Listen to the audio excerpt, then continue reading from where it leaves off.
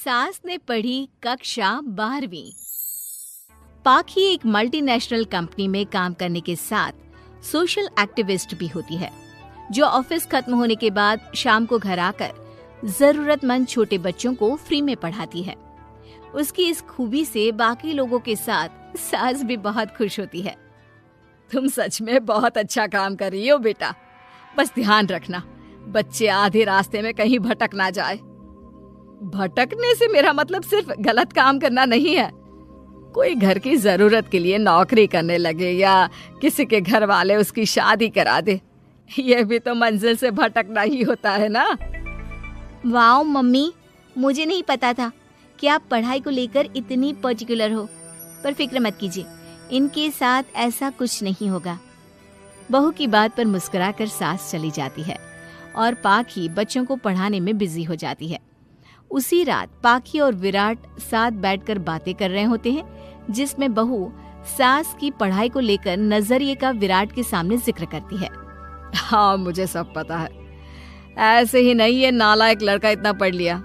वो मम्मी ही तो है जिन्होंने बचपन से खाना खाया या नहीं से ज्यादा पढ़ाई की या नहीं पूछ पूछ कर मुझे इतना पढ़ने पर मजबूर कर दिया। वो हमेशा मुझे पढ़ाई और सेल्फ इंडिपेंडेंट होने की इम्पोर्टेंस याद दिलाती रही, और आज मेरी ये सरकारी नौकरी, इतनी अच्छी पोस्ट, उसी का तो नतीजा है। वाह, अगर मम्मी इतनी पढ़ी लिखी है तो कोई जॉब क्यों नहीं करती? और अगर जॉब नहीं करती तो मेरे साथ बच्चों को ही पढ़ा ले। तुम्हें किसने बोला कि मम्मी पढ़ी हुई हैं? उन्होंने तो अपनी 12th क्लास भी पूरी नहीं की। उससे पहले ही नाना जी ने मम्मी की शादी करा दी। शायद इसलिए पढ़ाई और अपने पैरों पर खड़े होने को लेकर उनकी सोच ऐसी है, क्योंकि वो खुद ये सब करना चाहती हो। पत्नी की बात सुन के विराट भी सोच में पड़ जाता है। दोनों मिलकर प्लान बनाते हैं और अगले दिन बच्चों को पढ़ाते हुए पाखी उनके पास एक कुर्सी एक्स्ट्रा लगा देती है। ये एक कुर्सी ज्यादा किसके लिए लगाई है बेटा? कोई नया बच्चा आने वाला है क्या? हाँ जी, आज से मेरी एक नई बच्ची मेरे पास, यानी कि मेरी सास, दोबारा पढ़ाई शुरू करने वाली है। अरे क्या पागल जैसी बात कर रही है? भला ये भी मेरी कोई उम्र है बच्चों के बीच बैठकर पढ़ने की?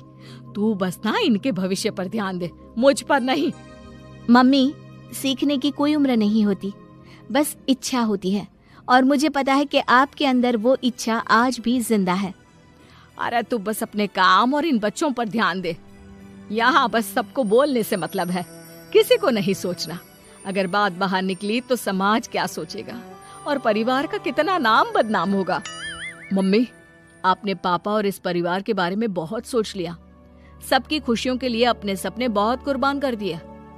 अब ये वक्त अपने पर ध्यान देने का है। और जिस समाज की आप बात कर रही हो ना, उसकी तो आदत है हर कामयाब होते इंसान पर पत्थर मारने की। बेटी को भी बहू का साथ देते देख सास गुस्से में अपना सर पकड़कर बड़बड़ाते हुए वहां से चली जाती है। ये स्टूडेंट थोड़ी जिद्दी है, पर इन्हें मैंने 12th क्लास पास नहीं कराई तो मैं भी अपनी सास की बहू नहीं। ये देखने में तो मजा ही आ जाएगा। इसी के साथ पति पत्नी मिलकर सास को पढ़ाने के मिशन पर लग जाते हैं, लेकिन सास उनकी हर कोशिश को नाकाम कर देती है। एक शाम विराट अपनी मम्मी के लिए 12th क्लास की बुक्स लेकर आता है, जिन्हें देखकर इस बार सास का गुस्सा उन दोनों पर मानो फूट ही पड़ता है। अरे तुम दोनों का दिमाग खराब हो गया है क्या, जो ये बेवजह की जिद पकड़े बैठ गए हो? मैंने एक बार बोल दिया ना, मुझे कोई पढ़ाई नहीं करनी। इसके बाद मेरी पढ़ाई को लेकर मुझे घर में कोई जिक्र नहीं चाहिए। पोता पोती पकड़ने की उम्र में किताबें पकड़ूंगी तो अच्छी लगूंगी क्या? अरे परिवार का मजाक बन जाएगा। मम्मी, पोते पोती आप पढ़ने के बाद भी तो खिला सकती हो। और रही मजाक बनाने वाले लोगों की बात, तो उनके पास खुद का कोई सपना होता नहीं, इसलिए दूसरों की उड़ान रोकने की कोशिश करते रहते हैं। बस एक बार माँ, आप कोशिश तो करो। अगर अच्छा नहीं लगा तो हम दोबारा कभी नहीं बोलेंगे। बेटी की बात सुनकर माँ सोच में पड़ जाती है और ये सोचती है कि थोड़े दिन पढ़ लेती हूँ और उसके बाद पढ़ने में अच्छा नहीं लग रहा, ये बोलकर मना कर दूंगी। ऐसी प्लानिंग बनाकर वो पढ़ने के लिए तैयार हो जाती है। मौके का फायदा उठाकर तुरंत वे लोग सास का ओपन से 12th में एडमिशन करा देते हैं। मम्मी, आज से आपकी सारी जिम्मेदारी मेरी। अब तो आपका नाम टॉपर के लिस्ट में आने से कोई नहीं रोक सकता।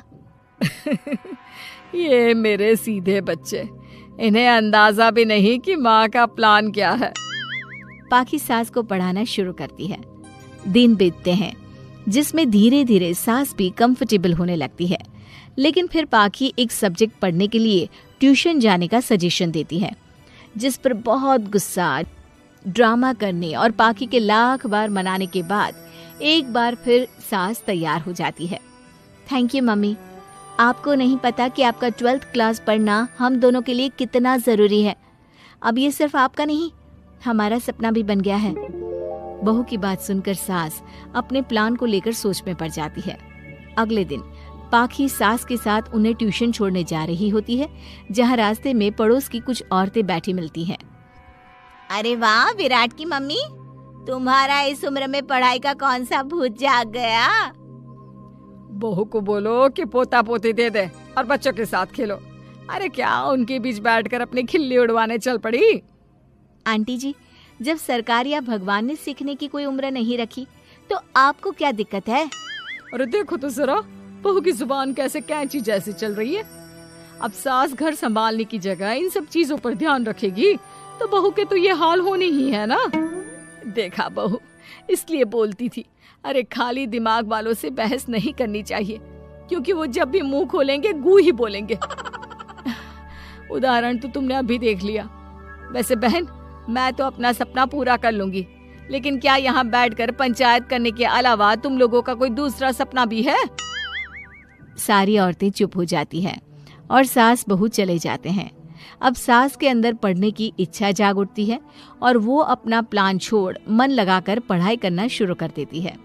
देखते ही देखते 1 साल बीतता है और बोर्ड एग्जाम शुरू हो जाते हैं। मम्मी, एग्जाम के लिए जाने से पहले जल्दी से ये दही शक्कर खा लो। अरे चल पागल, ये सब बच्चों के लिए होता है। अभी आप भी हमारे लिए स्कूल में एग्जाम देने वाली बच्ची ही तो हो। बच्चों का प्यार देखकर सासू माँ खुश हो जाती है और दही शक्कर खाकर विराट के साथ घर से निकल जाती है, जो मम्मी को एग्जाम सेंटर पर छोड़ ऑफिस चला जाता है। इसी तरह समय बीतता है और एग्जाम खत्म होने के बाद देखते ही देखते रिजल्ट भी आ जाता है। मेरी टॉपर माँ, तुमने तो तहलका मचा दिया। हर तरफ तुम्हारे ही चर्चे हैं। घर वाले ये खुशी मना रहे होते हैं कि वही औरतें उनके घर आती हैं। अरे पंचायत की टोली, आज मेरे घर कैसे?